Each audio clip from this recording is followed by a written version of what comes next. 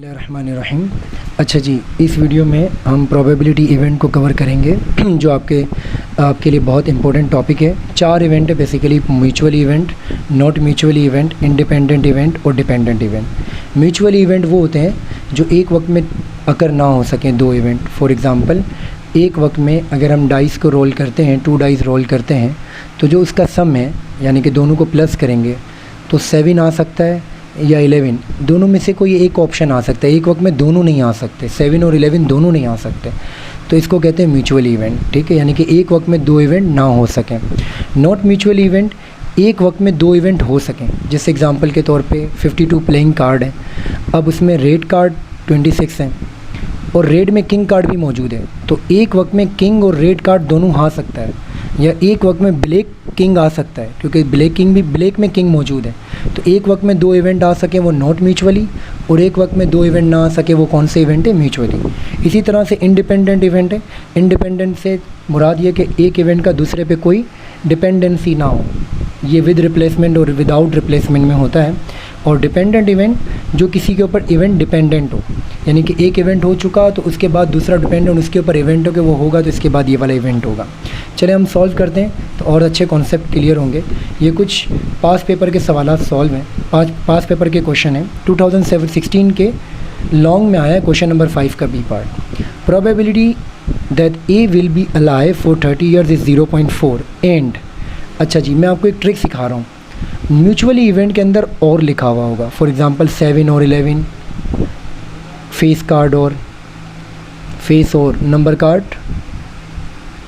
ठीक है, ये और लिखा हुआ होगा तो समझ जाएंगे कि ये म्यूचुअली है। ठीक है, और इंडिपेंडेंट में वर्ड लिखा होगा एंड, जैसे यहाँ लिखा हुआ है कि भाई अगर ये ज़िंदा रहेगा 30 साल तक, इसके चांसेस है 40%, और probability that B will be alive, B के चांसेस हैं 30 साल के ज़िंदा रहने के 80%। बताएं कि दोनों के अलाइव रहने के चांस क्या हैं, तो एंड लिखा हुआ है, तो ये इंडिपेंडेंट इवेंट। अब इंडिपेंडेंट इवेंट का फॉर्मूला क्या है?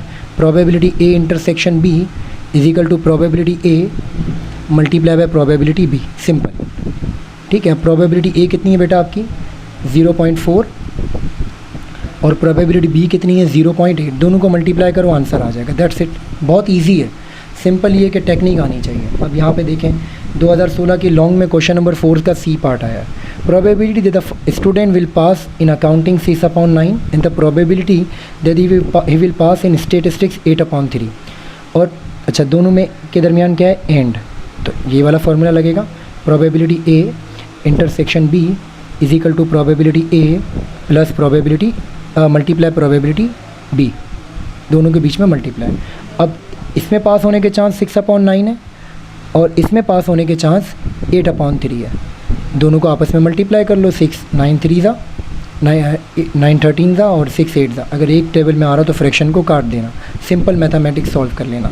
हाँ, अगर ये पूछता the probability that he will pass, तो इसने पूछा क्योंकि पास का तो रेट दे दिया था। अगर ये यहाँ पे कहता फेल तो सवाल चेंज हो जाता, फार्मूला तो ये रखता, ये तो पास का था। ठीक है, अब अगर यहाँ पे फेल कहता तो फ्रैक्शन चेंज होता। कैसे होता? Probability A union B.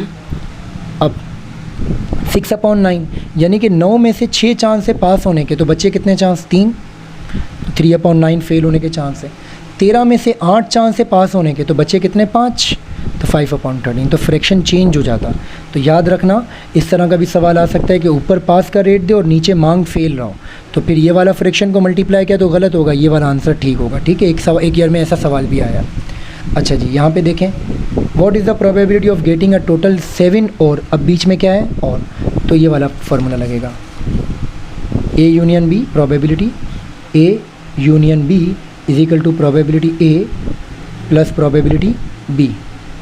ठीक है, अब प्रोबेबिलिटी ए 7 के चांस, पहले तो प्रोबेबिलिटी ए निकाल लें। प्रोबेबिलिटी ए यानी कि नंबर ऑफ़ आउटकम है क्या क्या 7 आने के। तो आपने डाइस वाला तो सवाल किया होगा ना, अब मैं वो सॉल्व नहीं करवा रहा, मैं डायरेक्ट आंसर बता रहा हूँ। नंबर ऑफ़ आउटकम आपने बताया कि सर जो है वो नंबर ऑफ़ आउटकम यानी कि एन ए, प्रोबेबिलिटी का फार्मूला NA/NS, NA/NS। ठीक है, NB/NS। अब नंबर ऑफ़ आउटकम 7 आने के चांस, तो डाई में अगर सम करें आप तो जैसे 1 और 6 7, 2 और 5 7, 3 की रो में 3 और 4 7, 4 की रो में 4 और 3, 5 की रो में 5 और 2 और 6 की रो में 6 और 1। टोटल कितने 1 2 3 4 5 6, 6/12, 6/36, टोटल सैंपल 36 हैं। और NB यानी कि 11 आने के चांसेस। अब 11 आने के चांस मैं यहाँ पे शॉर्ट लिख रहा हूँ, 11 आने के चांस 5 और 6 और 6 और 5, सिर्फ 2 हैं, तो 2/36। अब दोनों डिनोमिनेटर सेम है तो 36 आ गया, 6 और 2 कितना हो गया 8। अब इसको डेसिमल में लेके यानी कि डिवाइड कर देना, आंसर आ जाएगा। Is it fine? ये भी हो गया। आगे चलते हैं। इसी तरह से 2018 में ये थोड़ा सा मुश्किल वाला इवेंट आया। प्रोबेबिलिटी A दी हुई है, प्रोबेबिलिटी B दी हुई है, प्रोबेबिलिटी A यूनियन B दी हुई है और A इंटरसेक्शन B कह रहा है।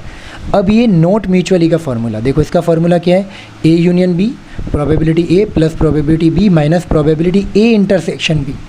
अब आपने क्या करना है, इस फार्मूले को पहले यहाँ पे लिखा आपने, probability A union B, probability A plus probability B minus probability A intersection B।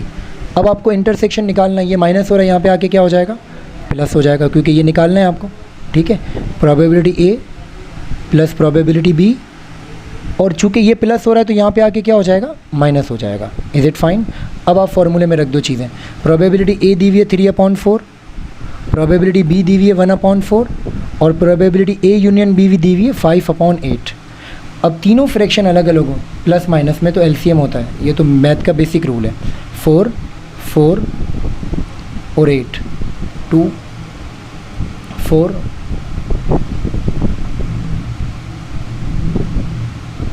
ये 5/8 5/6 है, 8 है, देख लेना सवाल में, हो सकता है 6 भी हो, बट अगर 6 होगा तो फिर LCM चेंज हो जाएगा। खैर 8 पे मैं कर रहा हूँ, 2 × 2 × 2 4 8, 8 आंसर है। अब डिनोमिनेटर में 8 रखा, 4 के टेबल में 8 आता है 2 पर तो इसको 2 से मल्टीप्लाई किया, 4 के टेबल में 8 आता है 2 पर तो इसको भी 2 से मल्टीप्लाई किया, और 8 के टेबल में 8 आता है 1 पर तो इसको 1 से मल्टीप्लाई किया। ये देख लेना शायद 6 होगा, 3 2 6, 1 2 2, 5 1 5। अच्छा, ये हो सकता है सवाल में 6 हो, बट खैर कॉन्सेप्ट आना चाहिए। अगर 6 होगा तो 6 के मुताबिक LCM हो जाएगा। 6 + 2 8, 8 में से 5 गया 3/8 आंसर। फ्रैक्शन डेसिमल में लेके आना, ठीक है। अच्छा जी, अब आते हैं यहाँ पर। अब देखो ये वो सवाल आया कि पास का भी पूछ रहा है और नॉट पास यानी कि फेल का भी पूछ रहा है। अब आपको जो प्रोपोर्शन में फ्रैक्शन दे रहा है प्रोबेबिलिटी का, वो पास का 2/3 दे रहा है और फेल का दानियाल के भी पास का 3/4 दे रहा है। अब बीच में क्या लिखा हुआ है, एंड, तो भाई कौन सा लगेगा, एंड वाला जो है independent. Probability A intersection B is equal to probability A plus probability multiply probability B, ठीक है, मल्टीप्लाई। अब प्रोबेबिलिटी A बेटा, तो यहाँ पे मैंने लिखा पहले पास का, आपने पूरी हेडिंग डालनी है पास का जो फ्रैक्शन दिया हुआ है 2/3 मल्टीप्लाई बाय 3/4, फ़ौरन सॉल्व हो जाएगा। 2 3 6, 3 4 12, डिवाइड किया तो 0.5 आंसर आ जाएगा। Is it fine? अच्छा जी, अब फेल का प्रोपोर्शन देखो बनाते हैं। प्रोबेबिलिटी A इंटरसेक्शन B जो है वो probability A multiply probability B के बराबर है। Is it fine?